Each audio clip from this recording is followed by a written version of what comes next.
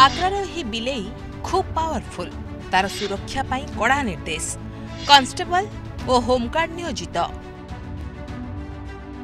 बिलेई आग्रारे रहुछि एबे ताकु नहीं चर्चा भाबुथिबे बिलेई को नहीं कौन चर्चा मो हाँ कथा तो सहीठी बिलेईटी खूब पावरफुल जानिले आश्चर्य हेबे जे पुलिस ड्यूटी रे नियोजित थिबा 4 जण होमगार्ड को कुहागला जे सेमानकर राति ड्यूटी प्रकृत रे एक बिलेई को सुरक्षा देबा पाई आ सेथिबाई सेमानकु नियुक्त करा जायछि।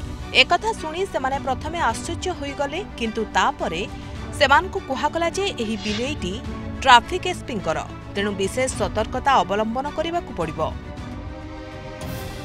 पूरा घटना थिला किछि एमिति होमगार्ड पवन परासर निजाम खान सत्यपाल एवं जवान एदल सिंह को ड्यूटी पुलिस लाइन परिसर रे होइथिला। पार्किंग होइथिबा गाड़ी गुड़िक उपरे नजर रखिबा पई तांकु नियुक्ति मिलिथिला।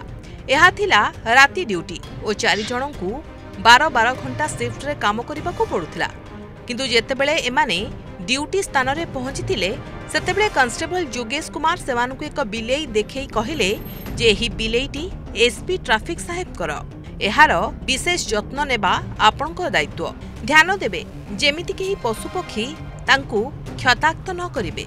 राति रे क्षीर रुटी और पानी देबार जदि किछि भूल हुए तेबे कार्यानुष्ठान निया जिवो। 12 घंटा ड्यूटी सारिबा परे होमगार्ड तांको ऑफिशियल ग्रुप रे एहाकु शेयर करथिले। तापरे घटना भाइराल होइथिला। से लेखिथिले जे आमर ड्यूटी बिलेई उपरे नजर रखिबा पई दिया जाइछि जदि बिलेई सहित किछि हुए तेबे आम विरोध रे कार्यानुष्ठान निया जिवो। एमिति लेखि से बिलेई छुआटीर एक फोटो शेयर मध्य करथिले। किछि घंटा मध्य रे एही पोस्ट सोशल मीडिया रे भाइराल होइथिला। एहा परे अनेक लोक ट्रैफिक पुलिस को ऊपर प्रश्न उठाइबा आरंभ कले आउ किछि लिखिथिले पुलिस को एबे बिलेई सेवारे लगा जाउछि।